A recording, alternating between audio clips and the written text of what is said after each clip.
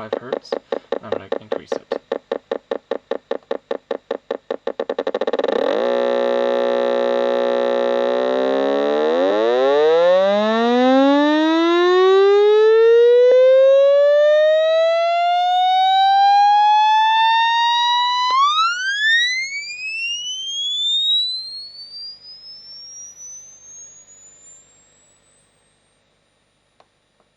Hello, and welcome back to Sci Tech. In this video, I'm going to show you how to make a frequency hearing test generator. Making this device will allow you to test your hearing to be able to hear what frequencies you can hear. Doing this will show you how healthy your ears are. Let's get started.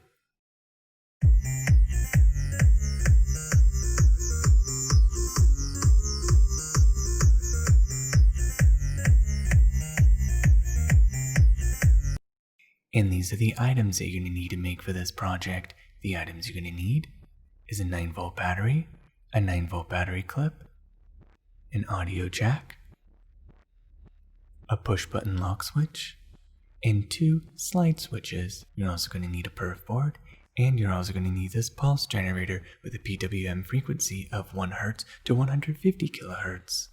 And of course, you're going to need some wires. And now, let's go ahead and assemble this project, and let's get started. First, I'm going to start with this Perfboard, and I'm going to take the 2 slide switches and the audio jack, and I need to place these 3 components onto the Perfboard. And I'm going to use this DC power drill to drill out these holes to make them a little bit bigger in order to fit the components in place. And begin.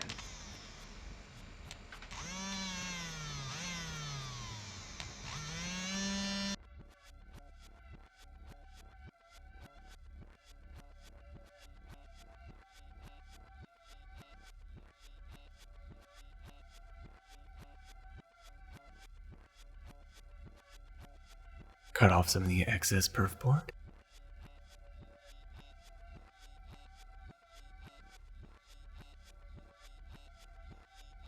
Modify these slide switches so they look a little bit nicer.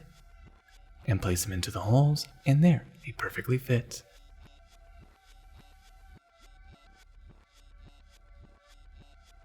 And now solder the slide switches into place.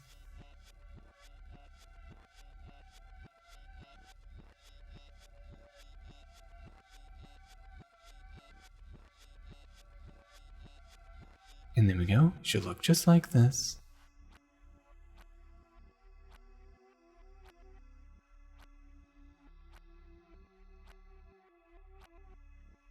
And now I'm going to mark the pins where the audio jack is going to go, so that way I know where to drill the holes.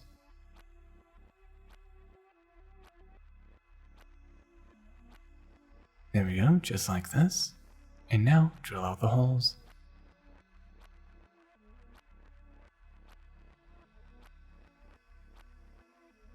And now place the audio jack into place.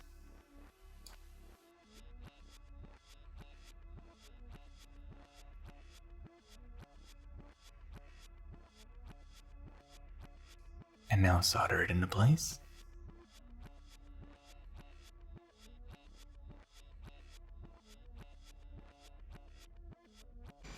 Now, an important note to follow is with this audio jack. If you look at the pins here, there's 3 pins. And basing off from it being on this side, going off from this diagram, this center pin is the left connection. This right pin here connects to the right part of the audio, and then this pin right here connects to ground, and of course input is right there. Just so that way you have an idea of which pin is which. So, according to the diagram of left, this center pin needs to go to this left switch. This right pin here needs to go to the right switch. Next, I'm going to take this wire and solder it to the center pin of this audio jack, and then solder it to the center pin of one of the slide switches. And now take a second wire and solder it to the other pin of the audio jack. And one pin goes to the right audio, and the other pin goes to the left audio. Next, I'm going to take this pulse generator, add a little bit of super glue, and glue it to the Perfboard. Spray some activator, and quickly attach the 2 together. Perfect. Holds into place. However, I don't feel too confident with this bond, so what I'm going to do is add some hot glue to glue it into place better. And I'm going to take some hot glue and glue in the components to hold them into place better.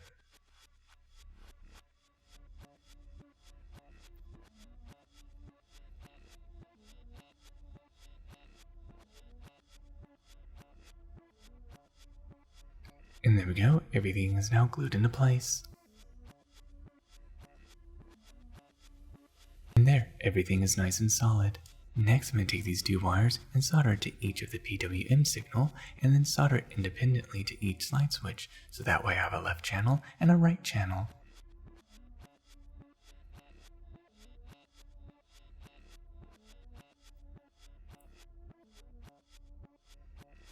Clamp it down and solder it into place, and there the first PWM wire is soldered into place.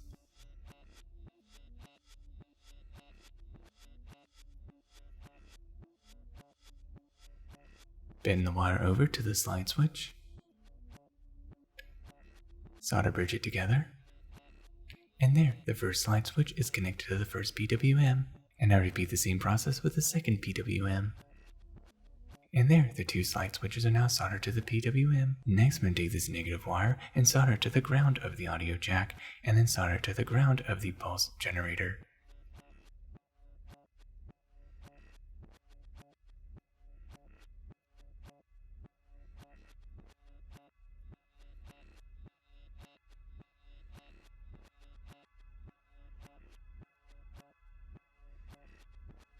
Glue down the wire to hold it into place better.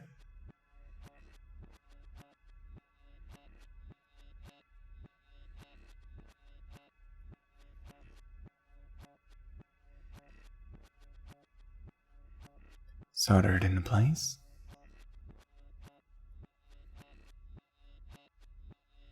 Next, I'm going to take the 9-volt battery clip, push button lock switch, and 9-volt battery. These three components need to be attached. Next, I'm going to take this push button lock switch and solder it to the positive of the circuit. Glue it into place. And there, soldered into place.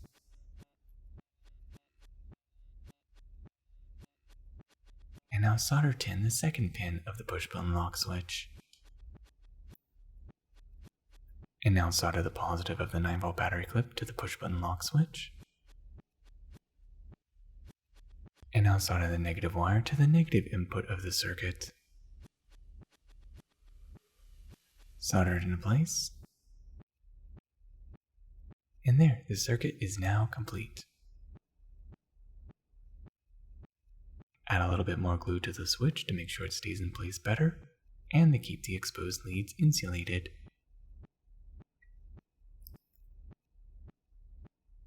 There, nice and solid. Now plug in the 9-volt battery and turn on the circuit. And there, as you can see, it works. And now let's go ahead and test it out. Okay, so now I'm going to connect an audio source, and I have right here my headphones. As you can see, this connection here, let me zoom in. If you look right here, you can see that this connection here is the right, and this one's the left. So now I'm going to go ahead, make sure that these switches are off to start. And they are. I'm going to go ahead and plug it in.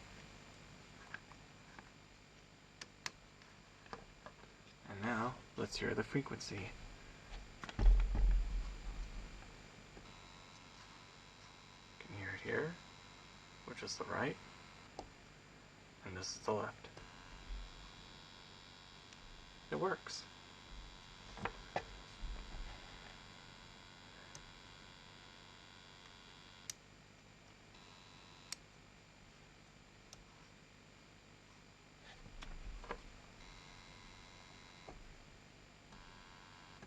Hey, perfect. It works. Not very loud, that's okay because these are going to go in your ears and you don't want to damage your ears. So I'm going to go ahead and show you how this works. How about I just increase the frequency by adjusting the frequency switch right here. This is positive, this is negative.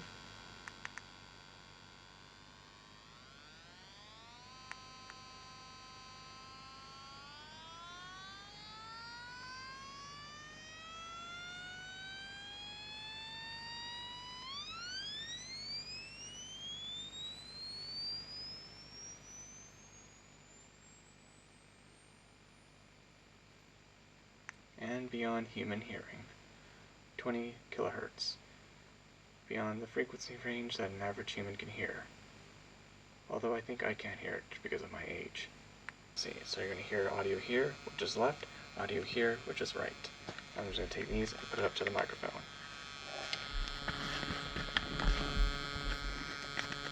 And now what I'm going to do is change the switches, and you should be able to hear the difference. Right now you should be hearing left. Now you should be able to hear right.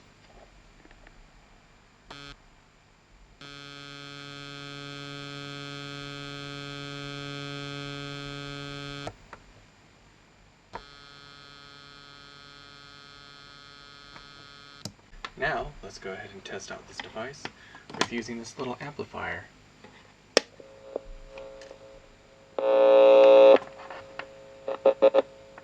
This is going to be very loud.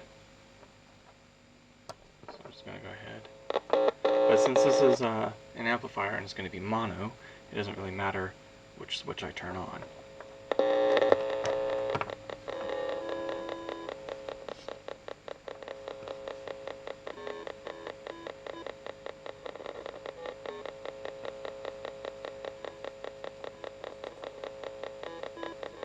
Oh, interesting. A little interference when I touch these leads.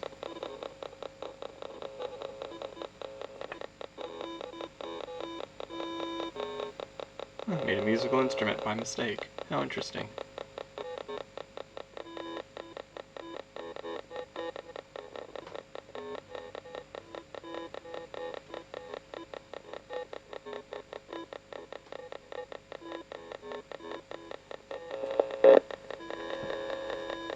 I'm going to try to hold it here. Yeah, I'm just going to hold it here, like that, and try not to get it interfered.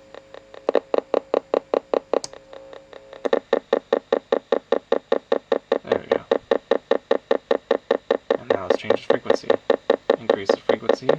Right now it's at 0.5 hertz, or just 5 hertz. Yeah, it's at 5 hertz. I'm going to increase it.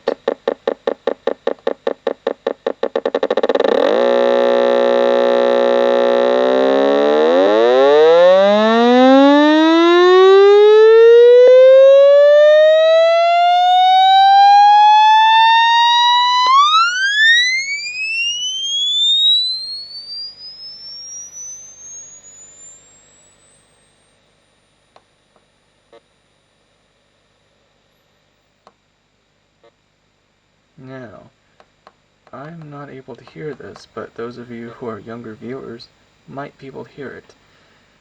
18 kilohertz seems to be my maximum hearing range. I can't hear anything above 18 kilohertz.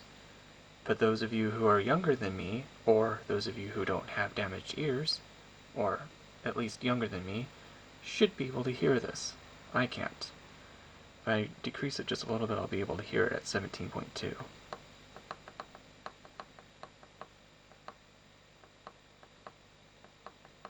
Yeah, I can hear it now. 16.8. Different on the headphones. That's interesting. Okay, so this frequency, I can just barely hear it. But my younger audience who is watching this, I'm sorry if this is hurting your ears, because this is not hurting mine, because I barely hear it. But to younger audience, sorry, this might be hurting your ears. If I increase it, no, I'm decreasing it, I can hear this. So I'm going to go up, barely hear it. I hear nothing. But if you're younger than me, you should be able to hear 18 kilohertz.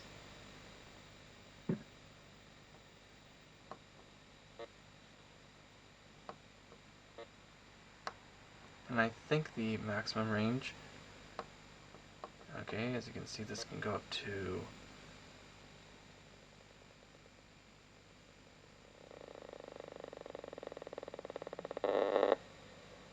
there, 150 kilohertz. Well, if you're a person that's able to hear this, well, congratulations, you're superhuman. No one can hear this unless you're superhuman. But anyways, that's how it works.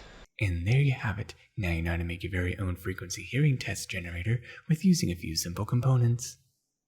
Thank you for watching SciTech Tech. I hope you learned something new, and don't forget to like and subscribe, and of course click on the bell icon to be notified for future SciTech Tech videos. Till the next tech, goodbye.